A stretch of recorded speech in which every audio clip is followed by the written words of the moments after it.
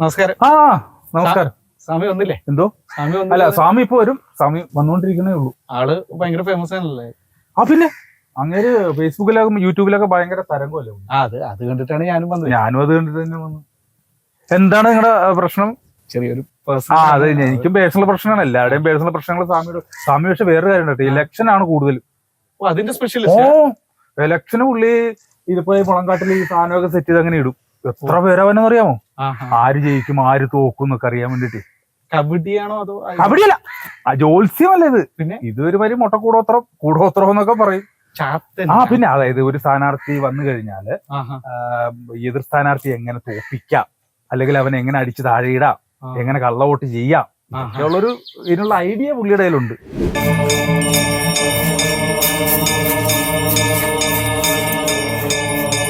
സാധാരണ മനുഷ്യൻ വളയായിരിക്കാൻ വേണ്ടിയാണല്ലേ വടി കുത്തുന്നത്. ഇത് വടിയാണല്ലോ വളയണത്. വളക്കണ കാര്യത്തിൽ സ്വാമി മിടുക്കനാണ്. അല്ല, ഞാനാണ് ഫസ്റ്റ് വന്ന ഞാൻ ആദ്യം പറഞ്ഞില്ലേ വളക്കണ കാര്യത്തിൽ സ്വാമി മിടുക്കനാണെന്നേ.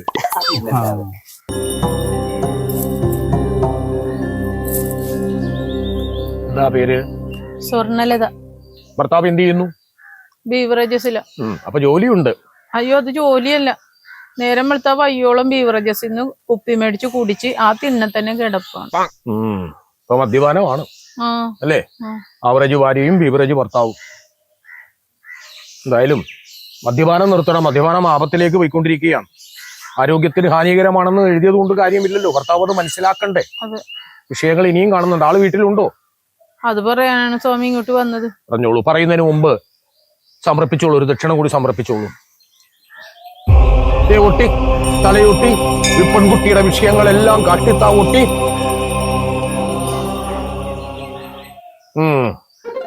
QR കോഡ് ഇട്ടിട്ടുണ്ട്, പറഞ്ഞോട്ടെ? കാര്യങ്ങൾ പറഞ്ഞോളൂ. സ്വാമി, എന്റെ ഭർത്താവേ ഇന്നലെ വെളുപ്പിനെ വീട്ടിൽ നിന്ന് പോയതാണ്. പിന്നെ ഉച്ചയ്ക്കും വന്നിട്ടില്ല, വൈകിട്ടും വന്നിട്ടില്ല, ഈ നേരം വരെയും വന്നിട്ടില്ല. എവിടെ പോകുന്നൊന്ന് കണ്ടുപിടിക്കാൻ വേണ്ടിട്ടാണ് ഞാൻ ഇങ്ങോട്ട് വന്നത്. നിങ്ങൾ തമ്മിൽ വല്ല ശണ്ട ഉണ്ടായിട്ടുണ്ടോ? അങ്ങനെ പ്രശ്നങ്ങളൊന്നും ഉണ്ടായില്ല. രാത്രി അത്താഴം കഴിക്കാൻ വന്നപ്പോഴത്തേക്ക് എന്നോട് പറഞ്ഞ് ചോറ് വേണ്ട, പുട്ട് മതി എന്ന് പറഞ്ഞു. എനിക്ക് പുട്ടുണ്ടാക്കാൻ കഴിയില്ലായിരുന്നു. അത് കാരണം പുട്ട് കൊടുത്തില്ല, ചോറ് തന്നെയാണ് കൊടുത്തത്. തല ഒട്ടി ഈ പെൺകുട്ടിയുടെ കെട്ടിയവനെ കാട്ടിത്താ ഒട്ടി. ശരി, 5000 രൂപയാണ് ചോദിക്കണത്. കുറച്ച് 4700 ആക്കിയിട്ടുണ്ട്. ആ റൗണ്ട് ഫിഗർ ഇട്ടോളൂ. നീ പോയി 2 ഓറഞ്ച് ഇത്തിരി വെള്ളം എടുത്തുകൊണ്ടൊരു. അല്ലപ്പോ പൈസ 4700 ഇട്ടോളൂ. ഇപ്പൊ പ്രസാദിച്ചിട്ടുണ്ട് നിങ്ങളുടെ കാര്യങ്ങളിൽ. ഇനി എന്തെങ്കിലും ചോദിക്കോ ഇല്ലയോ എന്ന് എനിക്കറിയില്ല. ഞാനൊന്ന് മനവരിക്ക് പ്രാർത്ഥിച്ചോട്ടെ. ഊട്ടി മനസ്സിലാകേണ്ട കാര്യങ്ങൾ മനസ്സിലാകേണ്ട സമയത്ത് മനസ്സിലാകേണ്ട ഭാഷയിൽ മനസ്സിലാകുന്നവരോട് പറയുമ്പോഴാണ് മനസ്സിലാകുന്നത്. കാര്യങ്ങൾ മനസ്സിലായി ഊട്ടി. അതുകൊണ്ട് അവരത് ചെയ്യുന്നുണ്ട്. ആ കർമ്മത്തിൽ അവർക്ക് അനുഭവിക്കുന്ന കഷ്ടപ്പാടുകളും ബുദ്ധിമുട്ടുകളും നാശനഷ്ടങ്ങളും എല്ലാം മാറ്റി കഷ്ടനഷ്ടങ്ങളിൽ നിന്നും അവരെ രക്ഷിച്ച് ശിഷ്ടം അവരുടെ ജീവിതം സുഖപ്രദമാക്കി കൊടുക്കണേ ഊട്ടി. ഊട്ടിയെ തലയൂട്ടി അവരുടെ പ്രശ്നങ്ങളെല്ലാം മാറ്റിത്താ ഊട്ടി. 4700 മതി. പ്രസാദിച്ചിട്ടുണ്ട്, നന്നായിട്ട് പ്രസാദിച്ചിട്ടുണ്ട്. ഇനി എനിക്കൊരു ദക്ഷിണ ഇട്ടോളൂ. അത് എത്രയെന്ന് ഞാൻ പറയുന്നില്ല. 500 1000 എത്രയെന്ന് വെച്ചാൽ നിങ്ങൾ കിട്ടും. വെച്ചോളൂ. ഒരു ഓറഞ്ചിങ് തരൂ. കണ്ടല്ലോ, ഓറഞ്ചാണ്. താഴേക്ക് പോയി മുകളിലേക്ക് വന്നു, താഴേക്ക് പോയി മുകളിലേക്ക് വന്നു, പിന്നീട് പൂർണ്ണമായിട്ട് മുകളിലേക്ക് വന്നു. എന്താ കാരണം? കാരണമുണ്ട്. ഇതേ ഓറഞ്ച് തന്നെ തൊലി പൊളിക്കൂ. അതേ ഓറഞ്ച് തന്നെ തൊലി കളഞ്ഞ് ഞാൻ ഇട്ടു. ആദ്യം ഇട്ട ഓറഞ്ച് പൊങ്ങിക്കിടന്നു. രണ്ടാമത് എന്റെ തൊലി ഞാൻ ഉരിഞ്ഞിട്ടിട്ടപ്പോൾ താന്നും പോയി. സെയിം ഓറഞ്ചാ, വേറെ എന്റെ കയ്യിൽ ഞാൻ ഉത്പാദിപ്പിച്ച ഓറഞ്ചൊന്നും അല്ല. അതിന്റെ അർത്ഥം ഒന്ന് 2 സ്വഭാവം കാണിച്ചു. മറ്റത് വലിയ കുഴപ്പമില്ലാത്തതുകൊണ്ട് പൊങ്ങിക്കിടന്നു. കാര്യം അവനൊരു കവചമുണ്ട്. മനുഷ്യൻ വസ്ത്രം അണിയുന്നത് പോലെ നാണമുണ്ട്. അത് മാറാതിരിക്കാൻ വേണ്ടി അവൻ പൊങ്ങിക്കിടന്നു. മറ്റത് നമ്മൾ കവചം മാറ്റിയപ്പോൾ എന്റെ തൊലി മാറ്റിയപ്പോൾ താഴെ പോയി. നാണമുണ്ട്, പൊങ്ങാൻ പറ്റുന്നില്ല. ഈ അവസ്ഥയിലാണ് ഇപ്പൊ ഭർത്താവ് നിൽക്കുന്നത്. അതായത് കഴുത്തറ്റം വെള്ളത്തിൽ നിൽക്കുക. അയ്യോ, ഞാൻ നേരത്തെ പറഞ്ഞായിരുന്നല്ലോ, അല്ലെങ്കിലും പുള്ളി മൂക്കറ്റം കൂടിയാണ്. പക്ഷെ അതല്ല കാര്യം. പുഴക്കടവിലേക്ക് കുളിക്കാൻ വേണ്ടി പോയതാ. ഷർട്ടും മുണ്ടും ജട്ടിയൊക്കെ ഒരു മടക്കി ഒരു ഒറ്റമുണ്ടിനകത്ത് വെച്ചതിന് ശേഷം അയാൾ ഒറ്റ തോർത്തെടുത്ത് പുഴയിലേക്ക് ഇറങ്ങി. ആ പുഴയിൽ വെച്ച് ചെറിയ ഓളങ്ങൾ തഴുകിക്കൊണ്ട് ഒറ്റമോർത്തും കൊണ്ടുപോയി. കരയിൽ ഇരുന്ന ഡ്രസ്സ് കൊടുത്ത് പട്ടിയും പോയി. ഇപ്പൊ ഉടുതുണിയില്ലാതെ വെള്ളത്തിൽ, മൂക്കറ്റം വെള്ളത്തിൽ ഇങ്ങനെ നിൽക്കുക. ഒരു ജോഡി ഡ്രസ്സായിട്ട് പോയാൽ പുഴക്കടവിൽ നിന്ന് വിളിച്ചുകൊണ്ട് പോരാ. നാട്ടുകാർ കാരണം ഇയാളുടെ കള്ളുകൂടിയാണ്. ഇത് നിർത്താൻ എന്തെങ്കിലും വഴി നോക്കണം സ്വാമി. ഇതെന്താണ് സ്വാമി ഇവിടെ മുഴുവൻ ഈ ചപ്പയോറ് സാധനങ്ങൾ ചപ്പയവറല്ല, ഇത് കുട്ടികൾ ഉണ്ടാകാത്തവർക്ക് കുട്ടികൾ ഉണ്ടാവുമ്പോൾ അവർ കൊണ്ടുവന്നിടുന്നതാണ്. ഇത് ഓരോ പെൺകുട്ടികൾ വന്ന് അവരുടെ കാര്യങ്ങൾ സാധിക്കുമ്പോൾ അവർ വലിച്ചെറിഞ്ഞിട്ട് പോകുന്നതാ. ചില സമയത്ത് കുപ്പി എന്ന് പറഞ്ഞാൽ മദ്യപാനം നിർത്തുമ്പോൾ അവർ കൊണ്ടുവന്നിടുന്നതാ. അപ്പൊ മദ്യപാനം നിർത്താനായിട്ട് ഇവിടെ കുപ്പി കെട്ടി തൂക്കിയിട്ടാ മതിയോ? കാലി കുപ്പി കെട്ടി തൂക്കിയിടുക, എന്നിട്ട് പൂർണ്ണമായിട്ട് മദ്യപാനം തീരുമ്പോൾ ഫുൾ കുപ്പിയായിട്ട് വരിക.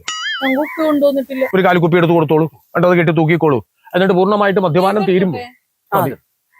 മനസ്സുകൊണ്ട് പ്രാർത്ഥിച്ചോളൂ. ഏ ഒട്ടി തലയൊട്ടി കെട്ടിയോടെ കുട്ടിയോന്റെ കുടി മാറ്റി താവോട്ടി, ഏ ഒട്ടി തലയൊട്ടി കെട്ടിയോന്റെ കുട്ടിയോന്റെ കെട്ടി തൂക്കിക്കോളൂ. ഒരു സമർപ്പണ ദക്ഷിണ ഇട്ടിട്ട് പോയിക്കോളൂ. ഏവട്ടി തലയൊട്ടി പെൺകുട്ടിയുടെ കെട്ടിയോന്റെ ദുരിതങ്ങൾ മാറ്റി താവോട്ടി.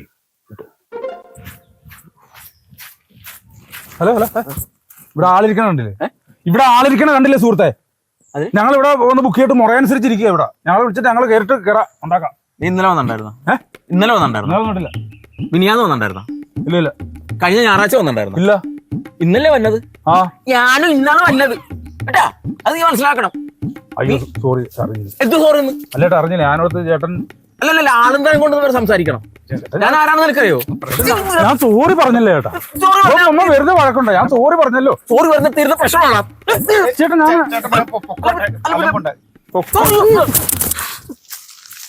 ഒക്കെയായിട്ടൊന്ന് പറഞ്ഞോ. അല്ല പിന്നെ സ്വാമി, ആ നമസ്കാരം. എന്താണോ പ്രശ്നം? ചപ്പും ചവറുമാണ്. കണ്ടപ്പോഴേ എനിക്ക് തോന്നി. അയ്യോ അതല്ല, എന്റെ ചിഹ്നമാണ് ചപ്പും ചവറും. സ്ഥാനാർത്ഥി? ഞാൻ സ്ഥാനാർത്ഥിയാണ്. പേര് ചന്തു. 23 ഇലക്ഷനിൽ നിന്ന് ഞാനൊരു 10 വർഷം മുമ്പ് ഇലക്ഷനിൽ നിന്നതാ. അപ്പൊ ഒരു 888 വോട്ടിന്റെ ഭൂരിപക്ഷത്തിൽ ജയിച്ചു. ഇല്ല, തോറ്റുപോയി. പിന്നെ രണ്ടാമത് അടുത്ത 5 വർഷം കഴിഞ്ഞപ്പോ പിന്നെ നിന്നു. 88 വോട്ടിന് തോറ്റുപോയി. അവിടെയും തോറ്റു. തോൽവികൾ ഏറ്റുവാങ്ങാൻ ചന്തുവിന്റെ ജീവിതം ഇനിയും ബാക്കി. അപ്പൊ ഞാൻ ഈ പാർട്ടിയിൽ ഇപ്പൊ ഞാൻ നിൽക്കാൻ വേണ്ടി പോയപ്പോ പാർട്ടി പറഞ്ഞു നിൽക്കണ്ട എന്ന് പറഞ്ഞു. അപ്പൊ ഞാൻ പാർട്ടി മാറിയല്ല. ഇപ്പൊ ഞാൻ അവിടെ ഇലക്ഷനിൽ നിൽക്കുന്നുണ്ട്. പക്ഷെ ഓപ്പോസിറ്റ് നിൽക്കുന്ന ആരാ? എന്റെ അനിയൻ. നിങ്ങളെക്കാൾ കേമനാണോ? കേമനാണ്. അവനെന്ന് പറഞ്ഞിട്ടുണ്ടെങ്കിൽ ദുശീലങ്ങളൊന്നുമില്ല. കള്ളുകൂടി ഇല്ല, വീട് വലി ഇല്ല, കഞ്ചാവലി ഇല്ല. എന്നെ പോലെ അല്ല. പിന്നെ അതുപോലെ തന്നെ അച്ഛനും അമ്മനെയും തല്ലണ സ്വഭാവം അവനില്ല. എന്നെ പോലെ അല്ല. പിന്നെ നാട്ടുകാരുടെ ഇടയിൽ ഭയങ്കര സിമ്പതിയുള്ള മനുഷ്യനാ. എന്നെ പോലെ അല്ലേ. പിന്നെ കളവ് കേസ്, പീഡന കേസ്, അതിനകത്തൊന്നും ഒരു പ്രതിയുമല്ല. എന്നെ പോലെ അല്ല ചുരുക്കം പറഞ്ഞ. അപ്പൊ കാഴ്ചയിലും നിങ്ങളെ പോലെ അല്ല, വ്യത്യസ്തനാ. നമ്മുടെ മക്കളാണ്. അതെ, സ്വന്തം സഹോദരനല്ലേ? സ്വന്തം സഹോദരൻ. അതെ. അപ്പൊ ഇപ്പൊ ഞാൻ എന്താ വേണ്ടത്? അവൻ ജയിക്കരുത്. സ്വന്തം സഹോദരനാണെങ്കിലും അധികാരത്തിന് വേണ്ടി നമുക്ക് എന്തും ചെയ്യാം. അതാണ് ഇന്നത്തെ ഒരു പ്രവണത. അതുകൊണ്ടിട്ടാണല്ലോ ഞാൻ ഈ രാഷ്ട്രീയത്തിലേക്ക് വന്നത്. അപ്പൊ അവൻ ജയിക്കരുത്. അതിനുള്ള ഒരു എന്തെങ്കിലും ഒരു പ്രതിവിധി സ്വാമി ചെയ്തു തന്നെ. ഓട്ടിയോട് ചോദിക്കാം.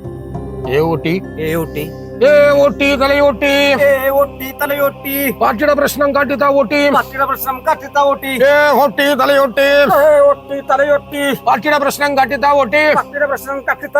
100 രൂപ ദക്ഷിണ ഇട്ടോളൂ. അത് ഈ ഊട്ടി പറയൂ. ഇതല്ല ഊട്ടിയല്ല, ഓട്ടി തലയോട്ടിയാണ്. ദക്ഷിണ ഇട്ടോളൂ. രുദ്രപ്രയോഗത്തിന്റെ കിങ്. സാധാരണ ഞാൻ അങ്ങാടാണ്. അങ്ങാട് കൊടുക്കാറില്ല, ഇങ്ങാടാണ് മേടിക്കാറ്. അത് തരും. അത് ഞാൻ മേടിച്ചോളാം. അതല്ല, കിടന്ന് കിടപ്പാക്കി കളയും. ആണോ? ക്ഷുദ്രപ്രയോഗമാണ്. ഇതാ നെഗറ്റീവ് എനർജി ആവാഹിക്കുന്നതാണ്. സാധാരണ കർമ്മങ്ങൾ പോലെയല്ല. ഊട്ടി ആള് പ്രശ്നക്കാരനാണ്. വിഷയങ്ങൾ തരുന്നവനാണ്. 100 ഇട്ടോളൂ. ആ ഓട്ടി ആണാ? ഉവാ, പ്രസാദിച്ചു. എങ്ങനത്തെ ഒരു പ്രചരണം നടത്തിയാലും അവനാണ് ഭൂരിപക്ഷവും ജനാഭിപ്രായം നിൽക്കണം. ജനസമ്മതനം അവനാണ്. പിന്നെ ഓട്ടി പറയണ കാര്യം എന്താന്ന് വെച്ചിട്ടുണ്ടെങ്കിൽ, നിങ്ങൾക്കൊരു ആക്സിഡന്റ് വന്നാൽ നിങ്ങൾ വീണ് കിടപ്പാകണം. ഞാനോ? നിങ്ങൾ വീട്ടിലിരിക്കണം. ഞാൻ വീണ് കിടക്കണം. നിങ്ങൾ വീഴണം. ചെറിയൊരു ആക്സിഡന്റ് ഉണ്ടാകണം. അങ്ങനെ വന്ന് നിങ്ങൾ വീട്ടിൽ കിടപ്പാകുമ്പോൾ നിങ്ങൾക്ക് സഹതാപ തരംഗം കൂടും. ആ സഹതാപ തരംഗത്തിൽ നിങ്ങൾ വൻ ഭൂരിപക്ഷത്തോടെ ജയിക്കും. ഓക്കെ, അത് ഞാൻ എങ്ങനെയെങ്കിലും. അപ്പൊ അവന് കുറ്റം വരികയും ചെയ്യും, നിങ്ങൾ ജയിക്കുകയും ചെയ്യും. അപ്പൊ ഒരു 500 രൂപയും കൂടി ഇട്ടിട്ട് ഓട്ടിനൊന്ന് പ്രസാദിച്ചിട്ട് പോയിക്കോളൂ. 500 കൂടുതലാണ്? ഇല്ലില്ല, കുറവാണ്. പോയിക്കോളൂ. വിട്ടോട്ടെ ഓട്ടി. ഞാൻ വീട്ടിലേക്കല്ലേ? വീട്ടിലേക്ക്. വീട്ടിൽ വിട്ടോ. ഓക്കെ. അപ്പൊ ചെറിയൊരു ആക്സിഡന്റ്, ചെറിയൊരു ആക്സിഡന്റ് മതി. പോയിക്കോളൂ. അപ്പൊ ഞാൻ പോയിട്ട് വരുമ്പോ നമുക്ക് ബാക്കി കാര്യങ്ങൾ. പോയിട്ട് വിജയിച്ചു. ഓക്കെ. എന്താടോ? നിങ്ങൾ ഇന്നലെ വന്നാണോ? മിനിഞ്ഞാന്ന് വന്നാണോ? ഇല്ല, സോറി. കേൾപ്പോ എടോ, താൻ എന്ത് പരിപാടിയാണോ കാണിക്കണേ? അവരെന്തിനാ കയറ്റി വിട്ടത്? അവർ ഇന്നലെ മിനിഞ്ഞാന്ന് വന്നില്ലല്ലോ. അപ്പൊ അവരിൽ ആദ്യം പോണ്ടത് അതല്ല എന്റെ ഒരു ന്യായം. അത് കൊള്ളാം. ഇന്ന് ഞാൻ പൊക്കോട്ടെ? താൻ എന്തിനാ പോണത്? ഞാൻ വന്നതിന് ശേഷമല്ലേ താൻ വന്നത്? അതെ. അപ്പൊ ഞാനല്ലേ ആദ്യം പോണ്ടത്? അതല്ലേ എന്റെ ഒരു ന്യായം. നമസ്കാരം സ്വാമി. നമസ്കാരം. എന്താണ് ഉദ്ദേശം? സ്വാമി, ഈ ഇലക്ഷന് എന്റെ ഭാര്യ നിൽക്കുന്നുണ്ട്. കഴിഞ്ഞ തവണ നിന്നിട്ട് ഒരു വോട്ടിന് അവള് തോറ്റുപോയി. ഈ പ്രാവശ്യം എങ്ങനെയെങ്കിലും ഒന്ന് അവളെ ജയിപ്പിക്കണം. കഴിഞ്ഞ തവണ ഒരു വോട്ടിന്റെ കുഴപ്പം കൊണ്ടാണ് നിങ്ങൾ തോറ്റുപോയത്. പ്രാവശ്യം ഉള്ളാണ്ട് മുതല മൊത്തം എഴുതി വെച്ചേക്കണാണ്. വീടായ വീട് മൊത്തം കയറി നോട്ടീസ് ഒടിച്ച് പ്രചരണം നടത്തി. തവണ ഞാൻ തോറ്റ നാറും. എനിക്ക് എങ്ങനെയെങ്കിലും ജയിക്കണം. ഇതെന്റെ 3ാം കന്യാംഗമാണ്. ജയിച്ചേ പറ്റൂ. മോളെ എന്തെന്നാ പേരെന്ന് പറഞ്ഞത്? വീണ. മോളെ ഈ ആദ്യം നിൽക്കുന്നത് തന്നെയാണ് കന്യാംഗം എന്ന് പറയുന്നത്. ഈ ഒരു 2 തവണ തോറ്റിട്ട് 3ാമത് നിൽക്കുന്നത് വെറും കന്യാംഗമാണ്. എന്തായാലും ഈ കന്യാംഗത്തിൽ നിങ്ങൾക്ക് ജയിക്കണം. അതല്ലേ നിങ്ങൾക്ക് വേണ്ടത്? എങ്ങനെയായാലും ജയിച്ചേ പറ്റൂ. വെട്ടിപ്പിടിക്കണം, അത്രയല്ലേ ഉള്ളൂ. ഭാര്യ പിടിക്കണം. നോക്കാം നമുക്ക്.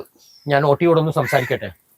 ഓട്ടി, ഈ ബേട്ടിയുടെ കാര്യം ഒന്ന് പറഞ്ഞ് ശരിയാക്കിട്ടാ ഓട്ടി. പറയണത് ശരിയാകും. ആത്മാക്കളെ വിളിച്ചു വരുത്തണം. ആത്മാക്കള് നിങ്ങളുടെ തന്നെ സ്വന്തക്കാരായിരിക്കണം. അവരപ്പം മറ്റു ശത്രുക്കൾക്ക് ഇല്ല, നിങ്ങൾക്ക് തന്നെ ചെയ്യുമെന്നാണ് പറയണത്. ആത്മാക്കളെ എങ്ങനെ വന്ന് വോട്ട് ചെയ്യാനാണ് സ്വാമി? അതൊക്കെ ഇലക്ഷന് മരിച്ചുപോയി എത്രയോ പേര് വന്ന് വോട്ട് ചെയ്തിട്ട് പോണു. അതൊന്നും നിങ്ങൾ അറിയണില്ലേ? നിങ്ങൾ എന്തൊരു രാഷ്ട്രീയക്കാരാണ്. അപ്പൊ ധൈര്യമായിട്ട് പോയിക്കോളൂ. എത്ര കിട്ടു? 600. ആ, അപ്പൊ പോയിക്കോളൂ കേട്ടാ. പ്രചരണം നടത്തിക്കോളൂ. ആയിക്കോട്ടെ. എന്താവോ എന്തോ.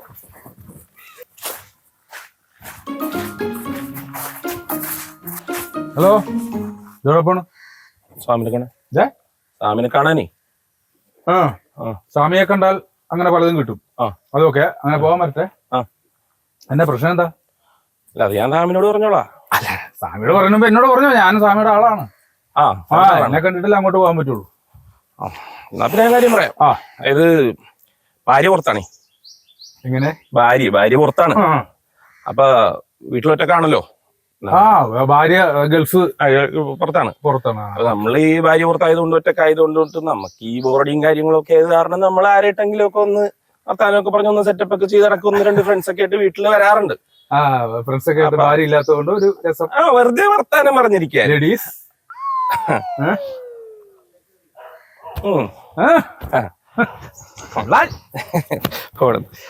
അപ്പൊ അവിടെ വരുമ്പോഴത്തേക്ക് നമ്മുടെ ഇതിൽ പ്രശ്നം എന്ന് വെച്ച് കഴിഞ്ഞാൽ നമ്മുടെ തൊട്ടപ്പുറത്തൊരു വീടുണ്ട്.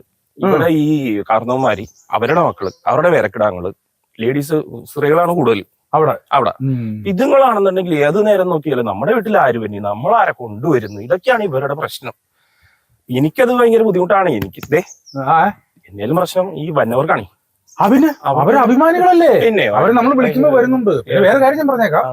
നമ്മളെ ഈ സാമ്പത്തിക ഇടപാടുകൾ അവരുമായിട്ട് വഴക്കിടുകയോ അവരെ ചുറ്റിയൊക്കെ തലക്കടിക്കുകയോ അങ്ങനെ എന്തെങ്കിലുമൊക്കെ ചെയ്ത് അവിടെ കിടന്ന് ഉറങ്ങുകയോ ഒക്കെ ചെയ്ത് കഴിഞ്ഞാൽ അകത്ത് പോകുന്ന സംഭവങ്ങളൊക്കെ ഉണ്ടായിട്ടുണ്ട്. അതൊക്കെ ശ്രദ്ധിക്കുക. ഞാൻ പറയുള്ളൂ. പേടിപ്പിക്കില്ലേ? അല്ല, ഞാൻ പറഞ്ഞതേ ഉള്ളൂ. അങ്ങനെ പ്രശ്നം എന്ന് പറഞ്ഞാൽ വേറെ ഒന്നുമില്ല. നമ്മുടെ അയൽവക്കത്തെ വീട്ടിലെ കുറെ പെണ്ണുങ്ങള്, മാന്യതയില്ലാത്ത കുറച്ച് സ്ത്രീകൾ നമ്മുടെ വീട്ടിലേക്ക് നമ്മൾ ആരെങ്കിലും വിളിച്ചുകൊണ്ട് വരുമ്പോ അവരെത്തി നോക്കുന്നു. മാന്യരായിട്ടുള്ള ആൾക്കാരെ കൊണ്ടുവരുമ്പോൾ അവര് നോക്കുന്നു. അതല്ലേ വിഷയം. അതിപ്പം നമുക്ക് ഒരുപാട് പോംവഴികളുണ്ട്. അതിനിപ്പം സ്വാമിയിലേക്ക് പോകണമെന്നില്ല. പിന്നെ അതൊക്കെ നിസ്സാര പ്രശ്നമുള്ളൂ. ഞാനൊരു ചെറിയൊരു പരിഹാരം പറഞ്ഞുതരാം. നമ്മള് ഒരു 13-50 ദിവസത്തിന്റെ ഒരു തോർത്ത് വാങ്ങിക്കുക. GST അടക്കം ഒരു 14 രൂപ മാക്സിമം. അത് മേടിച്ചിട്ട് നമ്മൾ അത് ഉടുത്തോണ്ട് അവര് കാണുന്ന രീതിയിൽ പുറത്തിറങ്ങി ഒന്ന് കുളിക്കുക. അല്ലാതെ അപ്പൊ തീരെ ചെറിയ തോർത്തായി പോകില്ലേ? ചെറുതായിരിക്കണമല്ലോ. ചെറുതായിരിക്കണം. അവര് നമ്മള് ഒരു 4 നേരമെങ്കിലും ഒരു ദിവസം കുളിക്കുമ്പോഴത്തേക്ക് ഒരു അത്യാവശ്യം നാണവും മാനവും അഭിമാനമൊക്കെ ഉള്ളവരാണെങ്കിൽ അവരങ്ങ് പൊക്കോളും. അവിടെ തീരും. പിന്നെ എല്ലാം കൊള്ളാം. പിന്നെ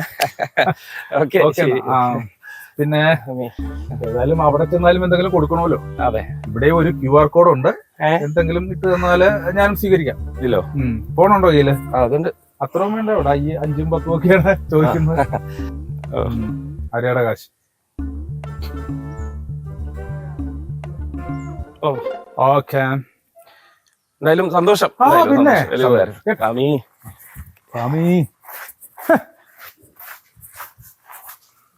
താൻ ആളുകൊള്ളാലോടോ. ഇതൊക്കെ ഇതെങ്ങനെ പഠിച്ചു? നമ്മൾ പിന്നെ സ്വാമിയുടെ സംഭാഷണം കേട്ടോ അവിടെ ഇത്ര നേരം ഇരിക്കല്ലായിരുന്നു. നമുക്കറിയാൻ പറ്റൂല. നിന്റെ പ്രശ്നം എന്താണ്? അത് ഞാൻ സ്വാമിയോട് പറഞ്ഞോളാം. എന്നോട് പറയടാ.